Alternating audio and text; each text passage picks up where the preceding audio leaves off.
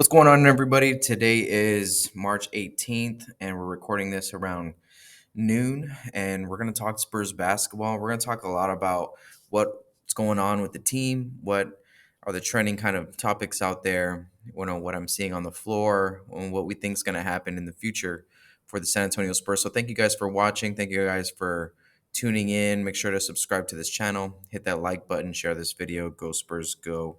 With all of that good stuff.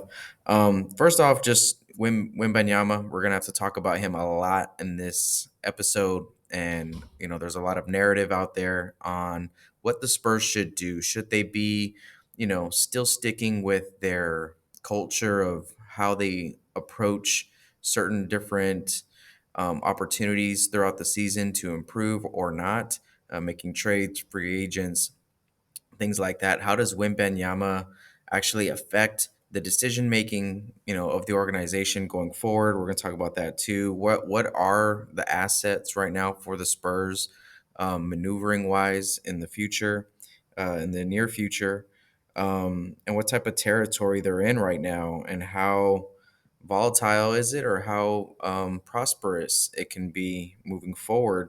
And each step that they take has to be, very thoroughly thought out on what they want to do. Now, if you're going to ask me, kind of, is this, Spurs wisdom, the fact that they have, across the league, the respect of how to do things the right way, and they have all these coaches that go to other teams, they have executives that spend time here and then go be GMs or whoever, with other squads. That type of Spurs wisdom, is it going to, continue throughout this, era of Wembanyama? We did get a little hiccup with the Kawhi situation, and we are still kind of barely coming out of the weeds of that, this type of decision making that happened with the Spurs. So, the Spurs are not a clean record by all means. The Spurs have not drafted perfectly. They have not handled everything perfectly since the Tim Duncan era.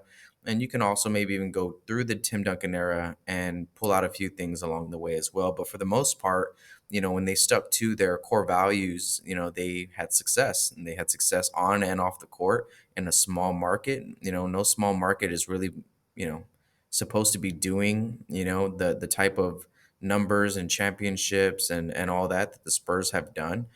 So they are an anomaly, and they are also the gold standard, right? In the rest of the league, at the top of the league, you have Spurs execs and coaches everywhere. So the question becomes, what do the Spurs do with Wembanyama now? Do they follow that normal kind of trail breadcrumbs that lead to success, that they are very positive and sure about, and how to operate? Or is the fact that, Victor Wembanyama is the, like, anomaly himself? And there's been a lot of discourse out there of, should the Spurs move, strongly in free agency this year, or in the trade market? And you hear a lot of names like Tre Jones come up, and you hear a lot of, kind of talk about the draft this year, and this year being, kind of a weaker draft. We are hearing that the 2025 draft, 2 years, not this upcoming draft, but the one following, is actually a pretty heavy, star-studded draft with a couple very high prospects in there, which is very true. So the Spurs, how are they going to position themselves to be successful? And if you're going to ask me, we just look at history, and history usually provides that kind of roadmap of what we're going to do. And I would say, hey, they're going to look in the draft, and everyone talks about, the Tim Duncan comparison or Dave Robinson comparison, these number one picks, and the landscape is just, I've talked about this before, it's just very different from when those two players entered the league, entered the San Antonio Spurs organization. The organization was at a different point. Right now, we're in this kind of really, like, fetal stage of trying to create, the genetic code of what we're going to be in the future. And it's like there's nothing developed on the other end of that. You can argue that Devin Vassell is the most developed piece, moving forward for Wembanyama. Do believe sometimes that he can be the number two guy to Victor, definitely scoring wise. But more often than not this season, I've been a little underwhelmed by Devin Vassell's play on the court. I think he's taken a huge step forward scoring the ball. Obviously, he's elite from the mid range. He's been taking a lot of steps forward with the ball, putting the ball on the floor. His and Wembanyama's two-man game has taken steps forward. It seems like game to game, they're understanding each other more and more, and that type of combo can be very dangerous in the future. But what kind of hesitates me and leaves me underwhelmed is the fact that he's still unable to kind of do it on a two-way kind of dynamic where he can turn defense into offense, and he's kind of causing these things to happen on the defensive side of the floor, turning them into opportunities the other way. And we used to see guys do that all the time. Manu would be able to do it. Kawhi, two-way superstar, right? And I think we need Devin Vassell to take a leap in that two-way kind of conversation. And it's hard for him to do that when he's not guarding the best guys every night. They're trusting Sohan with those responsibilities. And then it's also kind of different to do on this team versus a normal team because you have Victor Wembanyama, who's going to be the defensive player of the year, for many years moving forward. But that doesn't mean that, Devin Vassell can't take his strides on that end as well. And he's had all the tools since his rookie year. I've always been really high on Vassell's IQ on the defensive end, but I need to see him create on that end. You know what I mean? And that's one thing. Two is that I need to see him with the ball more, and we started seeing it in small doses, I feel like, as the season progressed. But I need him to be a killer. I need him to be a killer with the ball in his hands, and know exactly how to pick people off, not just off ball. Because if you want to put him in that three spot, like, it's Victor Wembanyama is going to be our best player. Two, we don't know who it is, and then three is Vassell. I mean, that's awesome. I mean, he's there now. He's there now. I just believe that Vassell can take that stride forward. And other than that, though, like, he's really the only confident piece we can say is going to be on this team long term. Um, Jeremy Sohan we'll talk about in a bit. We'll talk about Malachi and Blake and Wesley and Tre Jones and some of these other guys moving forward. But I still believe in Devin and his role, mainly because of this one principle that I've always followed and has kind of been true through the Spurs organization, is that whoever gets paid the most usually gets the most opportunity. And we can go back into the DeMar years where, we had guys like Devin Vassell on the team, and um, Derek White also, you know what I mean? But those guys were, they were really good back then too. But who was getting most of the minutes? You had guys like Patty Mills, Rudy Gay. You had the veterans, getting all these minutes, Bertans and Marco Bellinelli, right? You had all these guys that were able to take most of the shots, and they got most of the minutes. Guys like Lonnie Walker just kind of fell off to the wayside. Guys like, well, DeJounte got the opportunity, but the trend has been, doesn't really matter how these young guys are. We're gonna groom them for a few years, and then their opportunity will come, and then they need to be ready for that opportunity. And usually that syncs up with money and salary. The Spurs have been relying heavy on veterans for a long time because they were getting paid the most, and they had the shorter window at the end of their career, so they do need the minutes, those veterans. So my point is that next year Devin Vassell is going to become the highest paid player on the San Antonio Spurs roster. It's not until Victor Wembanyama gets his rookie extension will he start getting that max money. So next year when Vassell's contract goes into the 20-some million per year, you best believe that the Spurs are going to ask 20-some million worth of production out of Devin Vassell. And that's why I think that, next year is going to be very telling on what this team will look like in terms of them too. I think everything else doesn't matter by next year. Doesn't matter how we're developing Tre Jones or how we're developing Malachi Branham, or if we're going to experiment with Jeremy Sohan or not, like at the point, or what his role is going to be. Like, all of that stuff is not going to matter. And I'm telling you, it's because of business. It's because of because of the salary. And so, I think that next year we're in for something special in terms of Devin and Wemby, year two. And I think that is where we stop running all this motion offense style, of play, and we're sharing the ball. We're just driving and kicking and driving and kicking. I think, naturally, Wembanyama year two, we take that year one sample size, we create a game plan for year two. But other than that, aside from that, Vassell's contract is going to put the ball in his hands and the responsibility on his back next year. Excuse me, and for the next few years.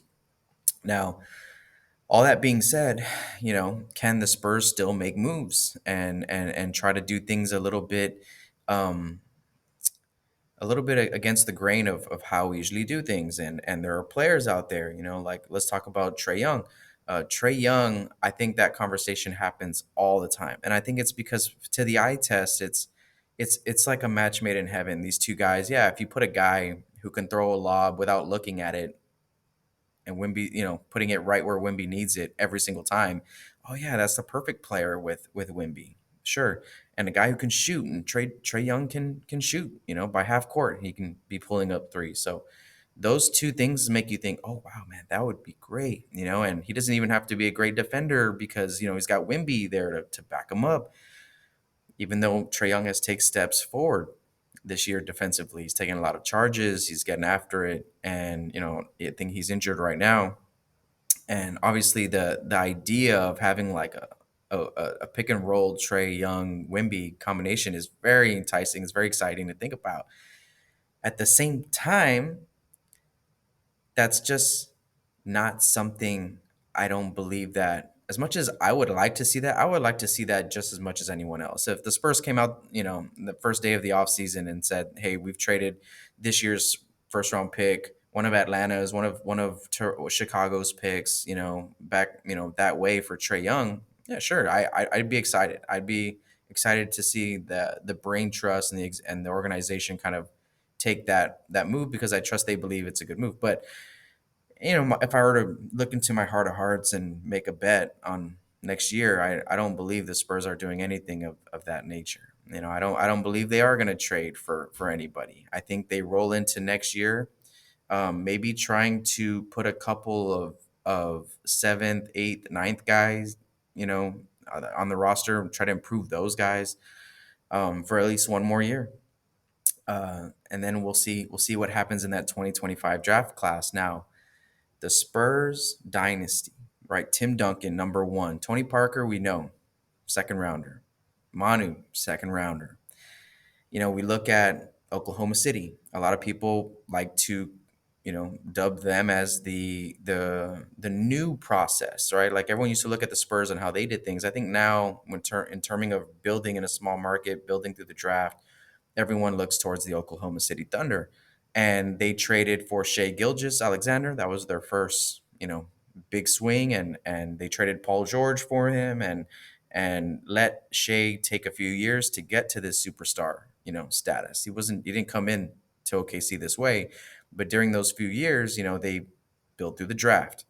Nikola Jokic, same thing. Found him in the second round, and then spent the next 4 or 5 years. I talked about this before too, putting all the right pieces and drafting all the right pieces around him. Now it wasn't like every single pick they had turned into a fundamental piece, building block around Nikola Jokic either. Neither has the Thunder, right? And the Thunder have made 3 or 4 or 5 picks over the past 2 or 3 years that haven't worked out, or they're not even on the team anymore. But then you have the picks like Chet, you have the picks like J Dub, right? And those two guys are for sure going to be long term pieces around uh, Shea Gilgis Alexander, and then everything else kind of we'll see. And so, it's a new territory in the terms of like, hey man, your rookie is not just awesome, but he's legendary, and he's new, and he's playing like no one has ever seen before, and he's putting up stats that haven't been done until you hear names like Wilt Chamberlain or Kareem Abdul-Jabbar or something. You know what I mean? Like it's just unbelievable. That's one. Two, he's like this different person. He's not Tim Duncan. He's not David Robinson. Two military guys, right? Navy, Wake Forest. This is a guy from France. This is a more Tony Parker esque type, character. And I think we see that he has a lot of self confidence, self efficacy. He understands what he's capable of. And I think we also see that he doesn't like, there was that quote that he has been told all his life, can't skip steps, but that doesn't stop him from running up the stairs or I don't know what. And it's very accurate to his personality and the way he speaks about everything. And something that I talked about in the beginning of the year is that first thing he said was, winning is the thing he loves most in life. And that's not a bad thing. That speaks to his competitive nature. That speaks to his willingness to do whatever it takes to win games.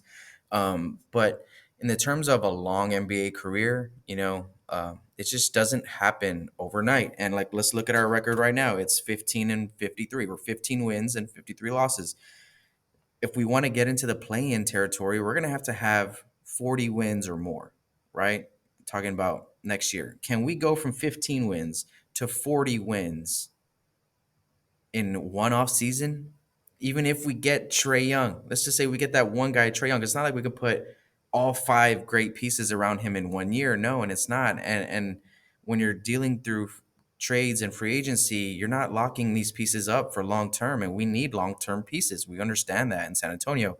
Will take a year or two or three to develop. That's part of the process. And it takes these guys that much time to get there. Imagine if we still had Derek White or if we still had DeJounte, some of these guys that developed very well through our system, right? Still on the team now.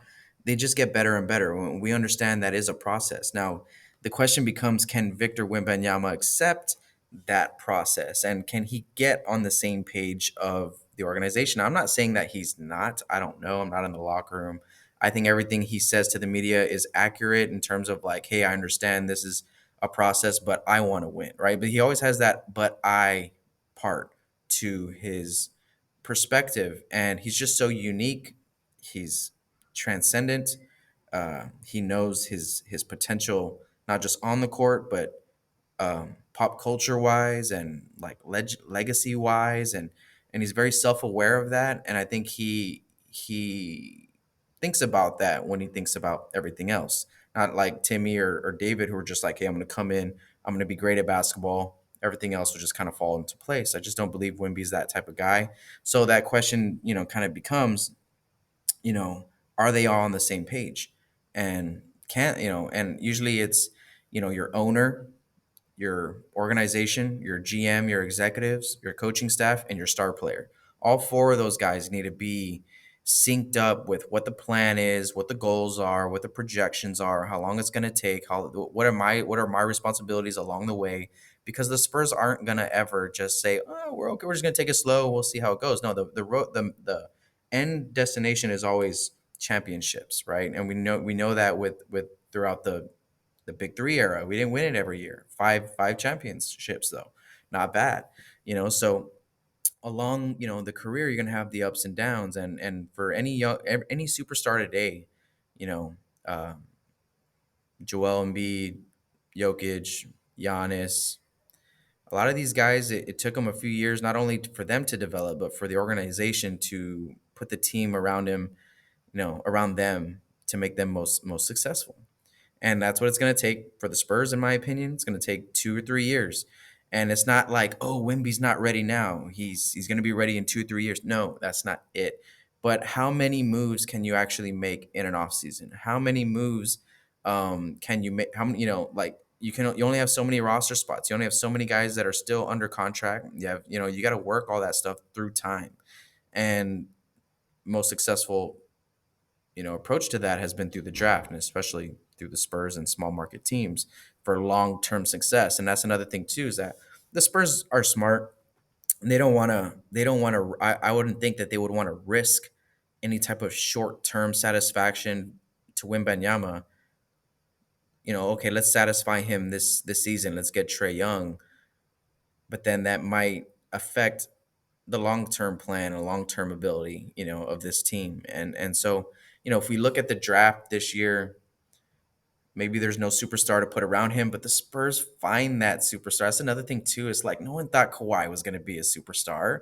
You know what I mean? Like no one thought a lot of our guys were going to be any good. Derek White, like no, DeJounte's awesome, right? Like none of these guys thought. No one thought they were going to be good when they came into the draft. But the Spurs they see the qualities, they see the traits that lead to that type of recipe. And I think that we can't just rule out, oh, the Spurs aren't going to pick the right guy at 3, the right guy at 4. If we end up getting a top 5 pick, like, you don't think the Spurs are going to pick the right guy? Maybe they trade from 3 to 7 to 9. They trade down because they know that that guy isn't going to go that high. Maybe they try to maneuver that way. I wouldn't even be surprised to see that. But I do expect them to be in the conversation in 2025, just because that draft is more star studded potentially. And that's what Victor needs. Victor needs a clear number 2 guy. Now, it could be Tre Young. Like I said, that would be awesome. I wouldn't hate seeing that. But is that going to get us to 40 plus wins? Is that the goal? Are we trying to get to, are we trying to get rid of all of our assets and just trade to be all right, to be playing? No, it's not. It's we're trying to build long-term success, long-term continuity, and long-term investment from the players that we bring into the organization. So, there's a lot to think about when talking about trying to build this plan for Wembanyama. Real quick, let's talk about some of these other guys on the team. Talked about Wemby, talked about Devin. Sohan has had a lot of great games as of late. I still I still want to see some more out of him, and it's just comfort. I want to see him more comfortable out there on the floor. Blake Wesley has been awesome ever since he started getting more minutes. After the trade deadline, he's been coming in year one, doing the dirty work, picking up full court, dunking on people, being aggressive, and honestly, his playmaking is awesome. Like he's able to find guys. He knows when to score. He is not shy at all. And I think the passiveness of like, oh, I'm on the Spurs now instead of Austin. I got to come in here and just kind of fit in. I don't think he's trying to fit in at all. I think he's trying to cause havoc and he's trying to create out there, which is awesome. Malachi has had more of an up and down season. Still like what I see out of him when he's on it, when he's kind of off. He needs to find some more ways to impact the game than just scoring and kind of being a good facilitator. Like he needs to, rebound more, create a little bit more, something like that. But Malachi's been great. Tre Jones has been sometimes extremely impressive, man. Sometimes I see him doing point guard things out there that I'm like, whoa, man, that's fantastic. Like he's running breaks and picking apart reads or drawing defenses one way and then making the kick out to the wide open guy on the other side. Like he's so heady. He's awesome. I really hope that Tre Jones can be around for a long time. I know this is probably ridiculous, but I wouldn't mind. I know what I'm about to say. I wouldn't mind having Tre Jones and Tre Young and Tyus Jones.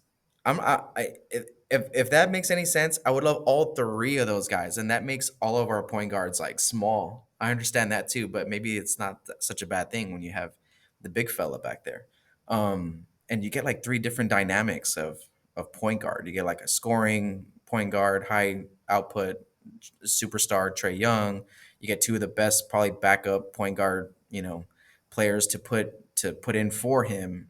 So anyways, both Jones brothers, Tre Young, I've been thinking about that a lot. That's been keeping me up at night.